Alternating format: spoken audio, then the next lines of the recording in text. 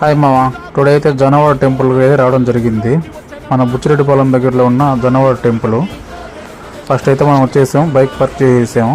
ఇంకా లోపలికి అయితే వెళ్దాము. చూసారా, అవుట్లుక్ అయితే అమ్మవారి గుడి చాలా అద్భుతంగా ఉంది. ఓకే, నెక్స్ట్ ఇంకా లోపలికి వెళ్తున్నాం. దర్శనం అయితే అయిపోయింది. ఇక్కడ కళ్యాణం జరుగుతూ ఉంటే కళ్యాణం దగ్గరికి అయితే వచ్చాను. కళ్యాణం అయితే చాలా బాగా వైభవంగా చేస్తున్నారు. చూస్తున్నారు కదా ఎంతమంది భక్తులు అమ్మవారిని దర్శించుకుంటున్నారు. ఓకే, కళ్యాణం అయితే చూసేసాం. ఇంకా చుట్టుపక్కల సరౌండింగ్స్ చూద్దాం. చుట్టుపక్కల సరౌండింగ్స్కి అయితే వచ్చేసాం. చూడండి, చుట్టుపక్కల సరౌండింగ్స్ చాలా పీస్ఫుల్గా భక్తులందరూ వచ్చి అమ్మవారిని దర్శనం చేసుకొని కూర్చొని ఉన్నారు.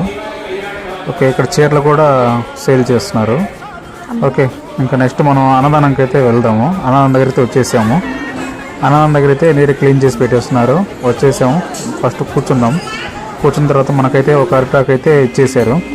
అరిటాకుని వాటర్ వేసి నీరుకైతే కడిగేసాము. కడిగేసి ఇంకా మనం అమ్మవారి ప్రసాదం కోసం అయితే వెయిట్ చేస్తున్నాము.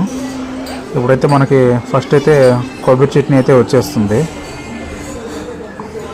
రారా నా త్వరగా నీకోసం వెయిట్ చేస్తూ ఉన్నాము. కొబ్బరి పచ్చడి అయితే వచ్చేసింది. వా సూపర్, కొబ్బరి చప్పుడు వేయంగానే దాని స్మెల్లే సూపర్గా ఉంది. ఓకే, నెక్స్ట్ రైస్ అయితే వచ్చేసింది.